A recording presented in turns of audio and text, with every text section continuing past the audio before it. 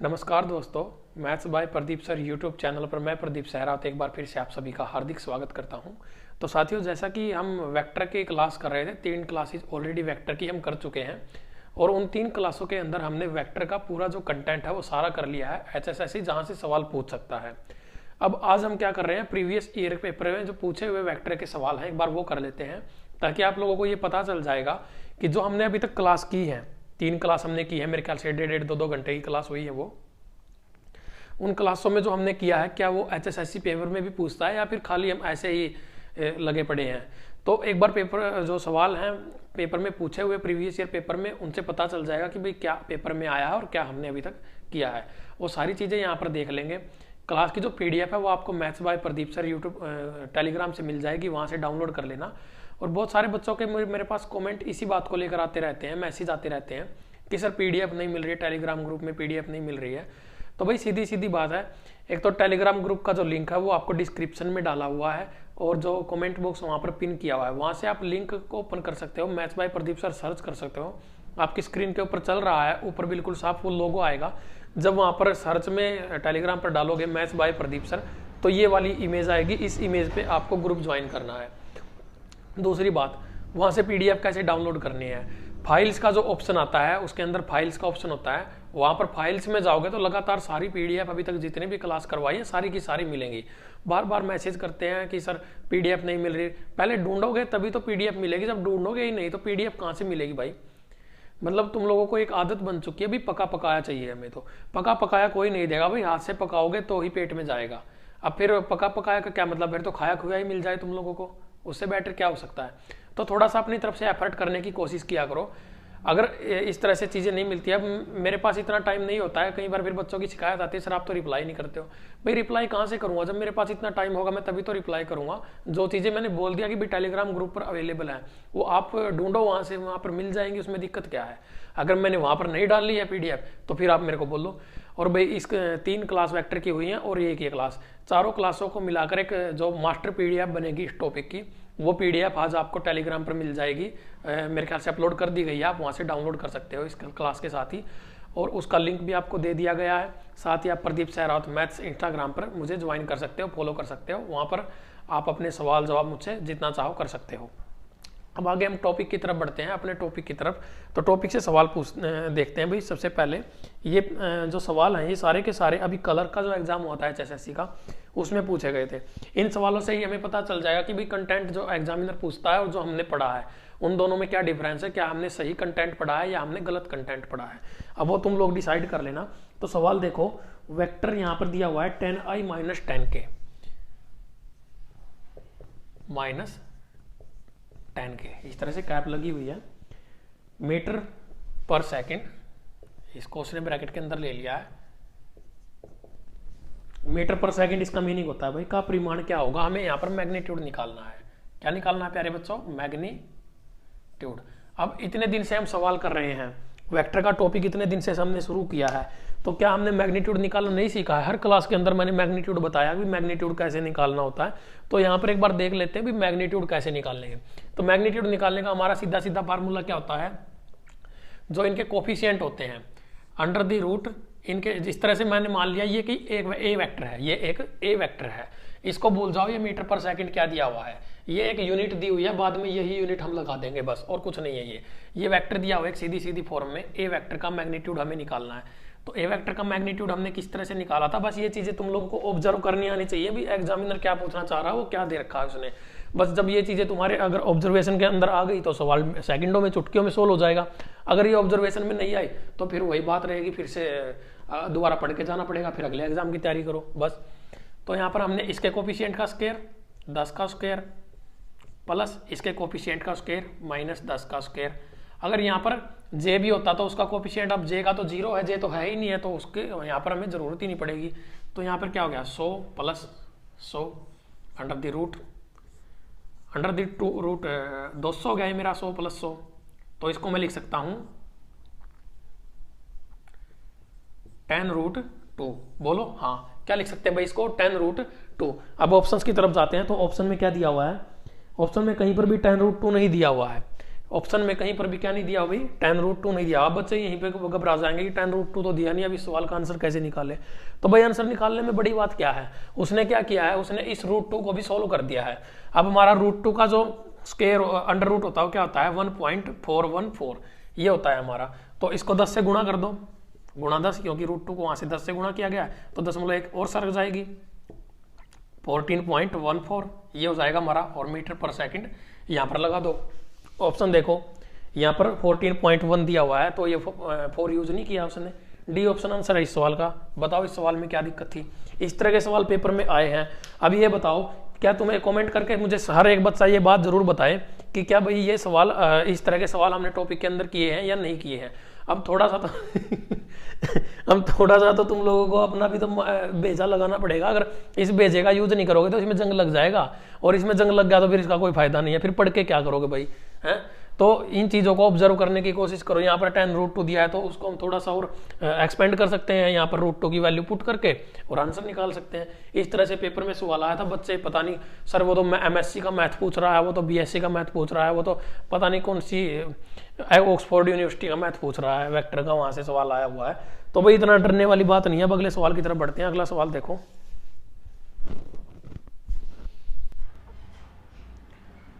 तो भैया अगला सवाल जो दिया, the distance of the plane 2x - 3y + 4z, 2x - 3y + 4z = 6।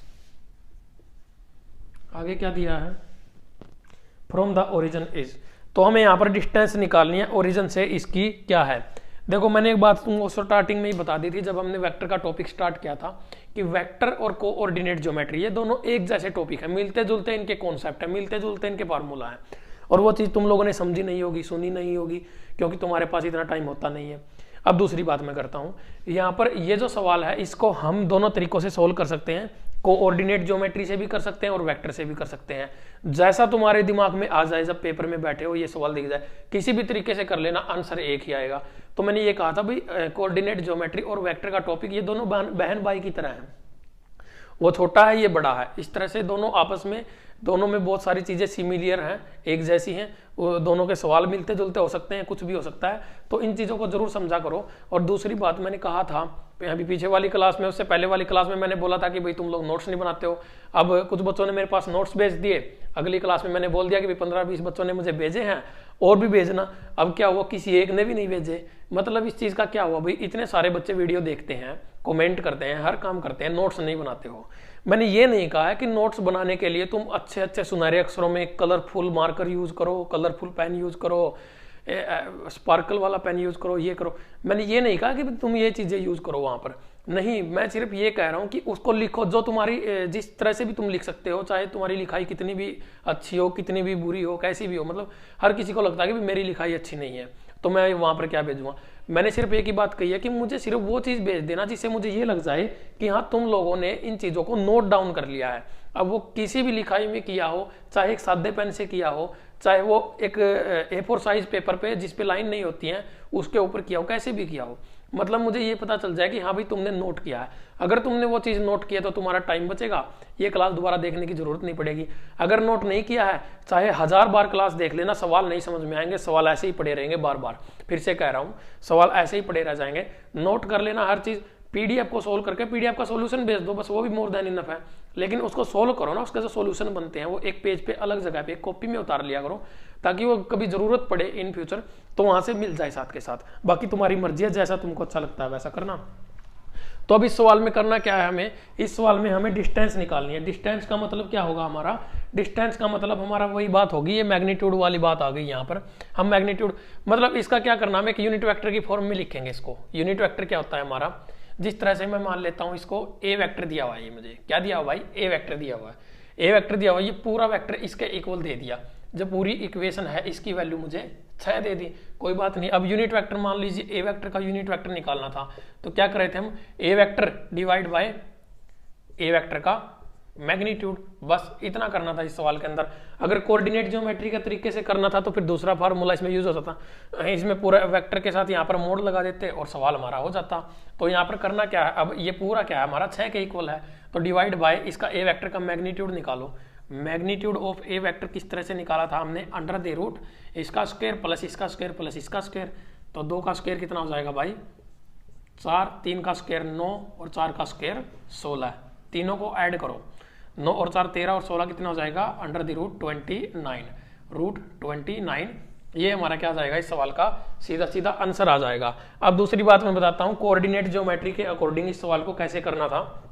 तो कोऑर्डिनेट ज्योमेट्री में भी कुछ ज्यादा खास नहीं था, उसमें सीधा क्या था यहाँ पर और यहाँ पर हमारा क्या लगा हुआ था, दोनों साइड हमने वो लगा रखा था अपना क्या बोलते हैं उसको, मोड लगा रखा था, मोड की फॉर्म में लिखा था। और ये ऊपर क्या हो जाता है, ये 6 हम इस साइड ले आते तो ये माइनस का हो जाता, माइनस का 6 होता हमारा। और उसके अकॉर्डिंग फिर जब कोई भी चीज जब मोड के अंदर लिखी होती है और उसको बाहर निकालते हैं तो वो मेरा हमेशा पॉजिटिव होती है। मैंने ये बात तुमको बता दी है कि भाई मैग्नीट्यूड कभी भी नेगेटिव नहीं आता है।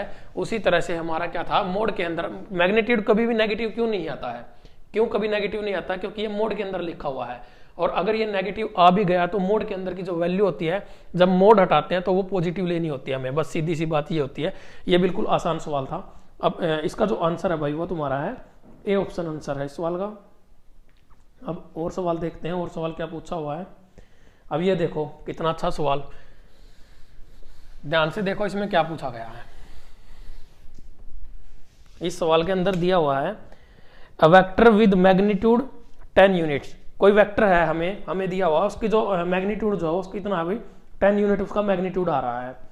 और ए वेक्टर परपेंडिकुलर है वो किसके साथ, ए वेक्टर के साथ i plus j minus k and coplanar with the vectors, vector b ये और वेक्टर सी इनके साथ कोप्लेनर है और ए वेक्टर के साथ वो परपेंडिकुलर है। यानी कि ए वेक्टर के साथ उसका हम अगर डॉट प्रोडक्ट करेंगे तो वो क्या होना चाहिए हमारा 0 के इक्वल होना चाहिए। तो सबसे पहले उसने एक ही बात कही है, हम इसी चीज को एक ही कंडीशन है वो ही सेटिस्फाई कर लेते हैं। इनमें से ये देख लेते हैं किस वेक्टर का मैग्नीट्यूड हमारा 10 यूनिट आ रहा है। अगर एक से ज्यादा का मैग्नीट्यूड 10 यूनिट आएगा तो हम किसी और को भी चेक कर लेंगे, लेकिन ऑप्शंस की तरफ जाना पड़ेगा, इसमें ट्राई ऑप्शन करना पड़ेगा इस सवाल में। और अगर एक से ज्यादा का हमारा मैग्नीट्यूड 10 आता है तो हमें क्या करना पड़ेगा, फिर कंडीशन दूसरी सेटिस्फाई करनी पड़ेगी, परपेंडिकुलर चेक करना पड़ेगा, डॉट प्रोडक्ट निकालना पड़ेगा 2 वेक्टर का। लेकिन अगर हमारा एक ही वेक्टर ऐसा इसमें दिया होगा जिसका मैग्नीट्यूड हमारा 10 यूनिट आएगा 10 आएगा तो हमें क्या करना होगा, हमें कोई दूसरा चेक करना ही नहीं होगा। तो यहाँ पर सबसे पहले ए ऑप्शन ही चेक कर लेते हैं। यहाँ पर ए ऑप्शन में क्या दिया होगा भाई 10 into 3i minus 4j minus के। अब इस तरह से सवाल पेपर में आ सकता है, तुम लोगों को ऑब्जर्वेशन तो यूज करनी पड़ेगी अपनी। अगर तुम लोग अपनी ऑब्जर्वेशन यूज नहीं करोगे, इनमें है क्या, मेन बात होती है कॉन्सेप्ट की, क्या तुमने ये कॉन्सेप्ट पढ़े हुए हैं क्लासों के अंदर या नहीं पढ़े हुए हैं। अब सेम टू सेम सवाल तो नहीं बन सकता ना, एग्जामिनर क्या पता किस चीज से सवाल बना दे। मेन बात होती है क्या इस कॉन्सेप्ट का तुमको पता है, इस सवाल के अंदर कौन सा कॉन्सेप्ट यूज होगा, कौन सा मेथड यूज होगा। अगर वो तुमने पढ़ रखा है तो सवाल में कोई दिक्कत नहीं है, अगर नहीं पढ़ रखा है तो सवाल में दिक्कत है, फिर तुम नहीं कर पाओगे उसको। हमें क्या प्रूव करना है कि ये जो हमारा क्या इसका मैग्नीट्यूड जो है वो 10 आना चाहिए। ये हमारा ए वेक्टर है, क्या हमारा ये ए वेक्टर, और इसका जो मैग्नीट्यूड है वो क्या आना चाहिए भाई 10 के इक्वल आना चाहिए। अब मैग्नीट्यूड फिर वही बात आ गई, मैग्नीट्यूड कैसे निकाल रहे थे, तो मैग्नीट्यूड निकालने का फार्मूला क्या था हमारा 10 इंटू, मैं इसको पूरी तरह से लिख के दिखा देता हूं तुम लोगों को, फिर बोलोगे ये क्या किया आपने। तो ये पूरा वेक्टर हमारा क्या दिया हुआ है, ये एक ए वेक्टर दिया हुआ है 10 इंटू ए वेक्टर। इस तरह से हमें मैग्नीट्यूड निकालना पड़ेगा और 10/26 इसके दिया हुआ है, बटे में इसके 26 है और हमें इसका मैग्नीट्यूड निकालना पड़ेगा। इस वाली चीज का मैग्नीट्यूड निकालना सीधा सीधा 10/√26 तो वैसे डराने के लिए दिया हुआ है, तो इसको लिखो है ऐसे ही 10/√26 और गुणा किसके साथ करेंगे, इसका मैग्नीट्यूड निकालो। अब इसका मैग्नीट्यूड निकालने के लिए क्या करेंगे, अंडर द रूट इसका स्क्वायर और इसका स्क्वायर, 3 का स्क्वायर 9 प्लस 4 का स्क्वायर 16 प्लस 1 का स्क्वायर 1, कितना हो गया √26। बोलो हाँ, कितना बन गया भाई √26। तो √26 से यहाँ पर मल्टीप्लाई करो, ये कैंसल आउट, क्या आ गया मैग्नीट्यूड हमारा किसका इक्वल आ गया भाई 10 यूनिट का इक्वल आ गया। इसका मतलब क्या है, हमारा जो ये ऑप्शन है यही इस सवाल का आंसर हो जाएगा आप लोगों का। अब किसी बच्चे अगर अभी भी किसी बच्चे को डाउट है तो वीडियो को रिपीट करके देखेगा भाई, स्क्रीनशॉट ले सकते हो, वीडियो को रिपीट करना पड़ेगा। बार बार मैं कैसे समझाऊं इन सवालों को, एक ही बात बार बार वो किसी भी तरह से दे रहा है तुम लोगों को कंफ्यूज करने के लिए, और फिर तुम उनमें कंफ्यूज हो रहे हो। मैं एक बात कहूँ तुम लोगों को, महाभारत का एक बहुत ही प्रिय मेरा डायलॉग रहा है। महाभारत में जब आती थी बचपन में हम देखते थे, अब तो यूट्यूब पर भी अवेलेबल है। तो अब आजकल जो महाभारत आती है ना, ये 6 पैक ऐप्स वाली, ये सोनी पे पता नहीं किस पे आती है, उसकी बात नहीं कर रहा हूँ मैं। एक हमारी पुरानी महाभारत होती थी, वो उस पर दूरदर्शन पे आती थी पहले, उसकी मैं बात कर रहा हूँ। तो उसमें एक छोटा सा डायलॉग था दुर्योधन का कि अगर आप हमारे काकाश्री न होते तो आपको मैं इस तरह से उखाड़ कर फेंक देता जिस तरह से कोई माली किसी खरपतवार को बगीचे से उखाड़ कर फेंक देता है। मतलब इतना वेक्टर मैंने करवा दिया है, वेक्टर के इतने टाइप के क्वेश्चंस इतनी तरह से तुम लोगों को प्रैक्टिस करवा दी है। अब अगर वेक्टर का सवाल तुम्हें कहीं पर भी दिख जाएगा ना, तो तुम उसको उसी तरह से उखाड़ कर फेंक दोगे वेक्टर के सवाल को, जिस तरह से कोई माली किसी खरपतवार को बगीचे से उखाड़ कर फेंक देता है।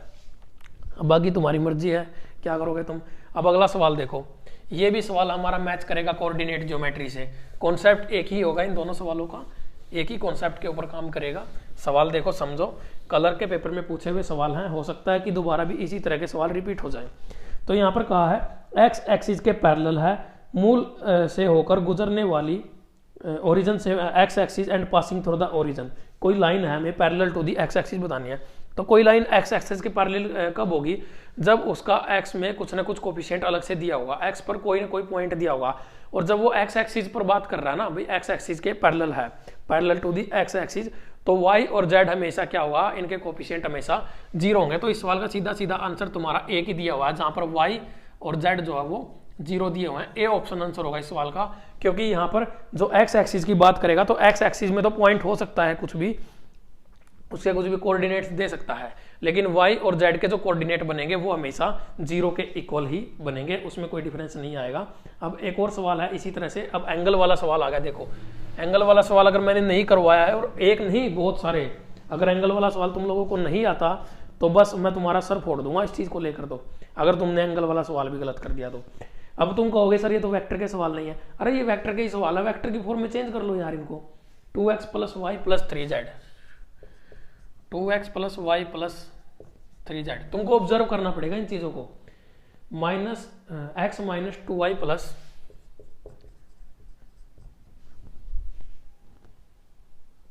5 = 0, 2x + y + 3z। आगे भी कुछ दिया हुआ है इसमें यार, -2 = 0, -2 = 0। ये हमें क्या दिया हुआ है, 2 वेक्टर दे दिए उसने, और आगे क्या कहा है, हमें इन दोनों के बीच का एंगल निकालना है। तो एंगल निकालने का फार्मूला हमारा क्या होता था, cos थीटा बराबर है ए वेक्टर और बी वेक्टर का dot product divide by A vector का मैग्नीट्यूड इनटू बी वेक्टर का मैग्नीट्यूड। और ये हमारा क्या है, ए वेक्टर, और ये हमारा क्या है, बी वेक्टर। बोलो हाँ।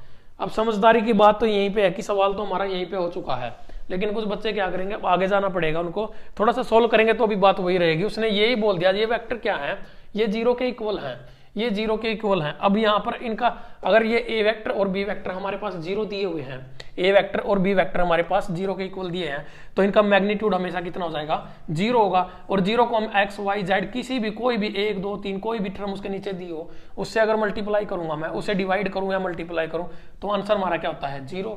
बोलो हाँ। अदरवाइज इसको सोल्व भी कर सकते हैं अच्छे तरीके से। हम ए वेक्टर का मैग्नीट्यूड निकालेंगे, बी वेक्टर का मैग्नीट्यूड, सॉरी ए वेक्टर और बी वेक्टर का डॉट प्रोडक्ट निकालेंगे, फिर इनका मैग्नीट्यूड निकालेंगे और फिर सवाल को सोल्व करेंगे।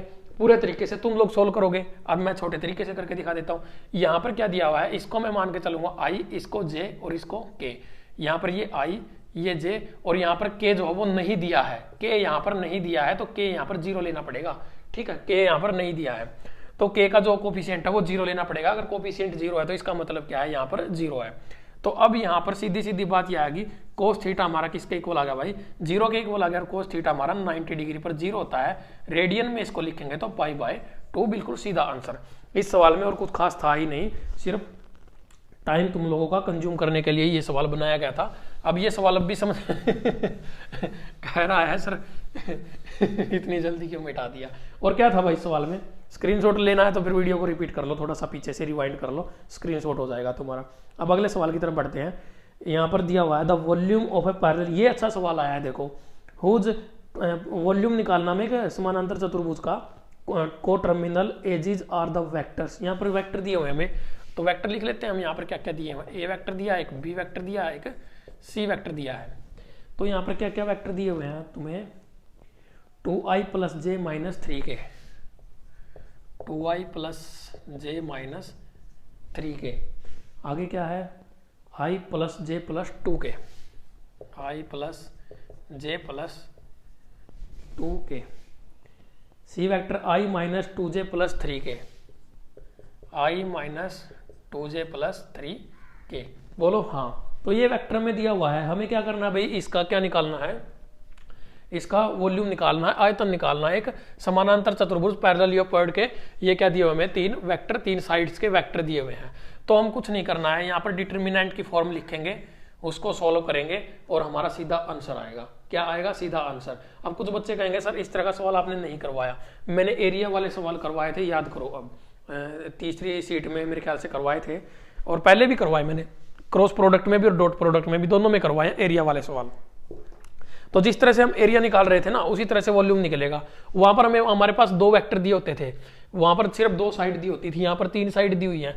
तो यहाँ पर 3 साइड दिए, तो 3 साइड के अकॉर्डिंग निकालेंगे। अब उसमें वॉल्यूम के लिए हमें क्या क्या चाहिए होता है, ऊंचाई चाहिए होती है, लंबाई चाहिए होती है, चौड़ाई चाहिए होती है। हाइट जिसकी दे दी वही हम वॉल्यूम निकाल सकते हैं। वहां पर लंबाई और चौड़ाई देता था तो वहां पर हम एरिया निकाल देते थे। लेंथ और ब्रेथ एरिया होता है हमारा, यहाँ पर मैं लिख ही देता हूँ, एरिया लेंथ इनटू ब्रेथ। और वॉल्यूम हमारा क्या होता है, लेंथ, ब्रेथ और हाइट। अब यहाँ पर 3 दिए हैं, वहां पर 2 होते थे वेक्टर, यहाँ पर 3 दिए हैं, तो इसका मतलब क्या है, हाइट भी दी हुई है। तो यहाँ पर वॉल्यूम निकालो, इनको सोल्व करेंगे तो वॉल्यूम आ जाएगा। बस यहाँ पर इनके कोफिशिएंट लिखो, 1 - 3, 1 1 2, 1 - 2 और 3। अब इसको एक्सपेंड करते हैं, इसको एक्सपेंड करो, तो इसको एक्सपेंड कर लेते हैं। एक्सपेंड करने में क्या रखा है इसमें, तो यहाँ पर 2 लिखेंगे, ब्रैकेट स्टार्ट, तो ये वाला कॉलम छोड़ दो, ये वाली रो छोड़ दो, 3 × 1 3 -2 × 2 -4 +4 हो जाएगा। बोलो हाँ।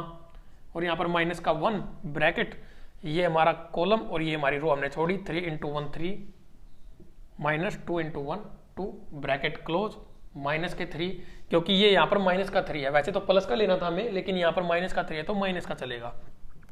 ये वाली रो छोड़ेंगे, ये वाला कॉलम छोड़ देंगे, ये रो छोड़ दी, ये कॉलम छोड़ दिया, तो क्या बचा हमारे पास, -2 × 1 -2, और माइनस हम क्या करेंगे, 1 × 1 1। बोलो हाँ। अब इसको सोल्व कर दो सीधा सीधा, तो यहाँ पर क्या है हमारा, 2 × 7 माइनस, ये प्लस के 1 हो जाएगा, तो माइनस का 1 ही रह जाएगा। ये तो माइनस, क्योंकि -1 और +1 गुणा करेंगे तो माइनस का 1 ही तो आएगा। अब यहाँ पर -3 इंटू क्या बचेगा हमारे पास, ये भी -3 हो जाएगा, -3 × 3 -3 इंटू -3। तो ये क्या होगा हमारा, 7 दूनी 14 -1, और ये क्या हो जाएगा हमारा, 2 -3 गुणा -3 है तो +9, 14 और 9 23 में से 1 जाएगा 22 यूनिट। इसका हमारा क्या जाएगा आंसर। अब देखो ऑप्शन में दिया है कि नहीं दिया है, कहाँ खो गया,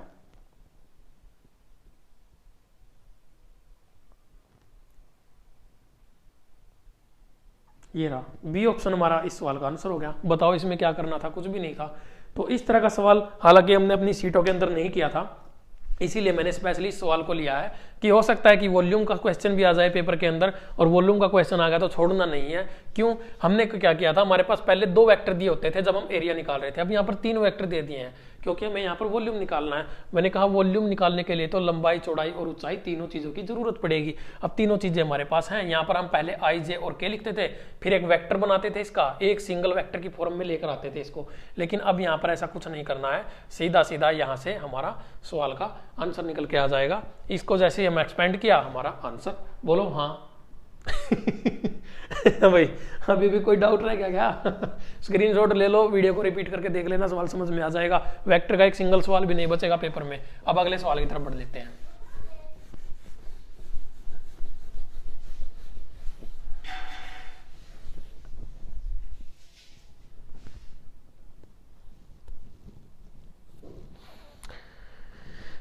तो भाई और कोई खास सवाल यहाँ पर मुझे दिखाई नहीं दिया है इस टॉपिक से, वेक्टर के टॉपिक से।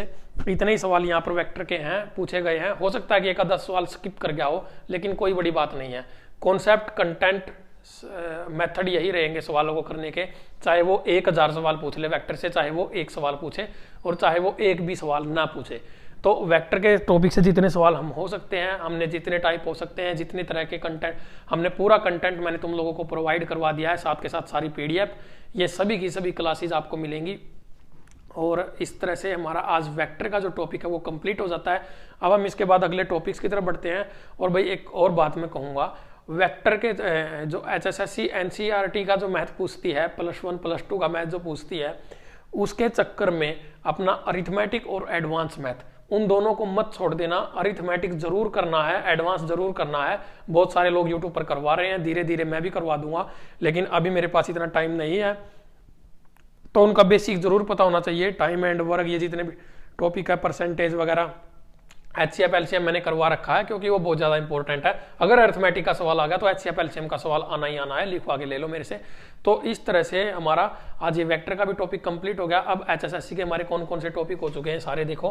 प्रोबेबिलिटी का भी टॉपिक कर चुके हैं हम, सबसे पहले हमने यहाँ से स्टार्ट की थी। उसके बाद मैट्रिक्स हम कर चुके हैं, उसके बाद हम पॉलिनोमियल्स कर चुके हैं, उसके बाद APGP हम कर चुके हैं। ये तो मैं वो बात बता रहा हूं जो स्पेशल NCERT वाले टॉपिक मैंने करवाए हैं। APGP हमने किया, क्वाड्रेटिक का हम कर चुके हैं, क्वाड्रेटिक इक्वेशंस। इसके अलावा हमने हाइट एंड डिस्टेंस का टॉपिक किया है। ये पूरे हो चुके हैं टॉपिक तुम लोगों के। इसके साथ हमारे पॉलिनोमियल हो गया, APGP हो गया, quadratic equation, height and distance, और कौन कौन से टॉपिक हमारे हुए हैं भाई। प्रोबेबिलिटी के साथ हमारा हो चुका है कोऑर्डिनेट ज्योमेट्री होगा, कोऑर्डिनेट ज्योमेट्री, और अभी ये हमारा वेक्टर वाला भी हो गया। हाँ, सबसे इंपॉर्टेंट परम्यूटेशन एंड कॉम्बिनेशन, जिससे तुम लोगों को डर लगता है, कंप्लीट है भाई। इससे सवाल आएगा तो इस टॉपिक से बाहर नहीं जाएगा। तो इन टॉपिक्स पे जितनी भी मैंने क्लास दी हैं, और भी कई टॉपिक हुए हैं, अभी क्यूबिक इक्वेशन का टॉपिक करवा दूंगा मैं, क्योंकि इससे भी सवाल आए हैं और हो सकता है कि इस बार भी आ जाएं क्यूबिक इक्वेशन से, तो वो भी करवा दूंगा मैं अभी के अभी। और एक आध टॉपिक और बचा हुआ है, उनको भी करवा दूंगा। जो मतलब क्या है, जो इंपॉर्टेंट है, जिनसे सवाल ज्यादा आते हैं, वो मैंने करवा दिए हैं। जिनसे कभी कभार एक आध सवाल देखा गया है, वो सवालों की बात, वो टॉपिक्स की बात अलग है, वो भी हो जाएंगे, कोई दिक्कत नहीं है। हो सकता है कि एक आधा टॉपिक मेरे माइंड से स्किप कर रहा हो अभी। HCF LCM जैसे मैंने करवाया, और भी कुछ टॉपिक्स मैंने करवाए हैं। अब ये जो PDF आपकी प्लेलिस्ट बनी हुई है, HSSC special maths marathon, HSSC special advance maths marathon, ये जो आपकी प्लेलिस्ट है, इसके अंदर ये सारे टॉपिक सीरियल वाइज लगे हुए हैं। तो उस प्लेलिस्ट से देखकर अपने सारे टॉपिक्स क्लियर कर लेना। सभी की PDF maths by Pradeep sir Telegram पर मिलेगी, ग्रुप को ज्वाइन कर लेना। यदि वीडियो अच्छी लगे तो वीडियो को लाइक और शेयर जरूर करना, और साथ ही चैनल को सब्सक्राइब करना, और वही बेल आइकन दबा लेना, क्योंकि अब मैं कभी भी लाइव आ सकता हूँ। Thank you.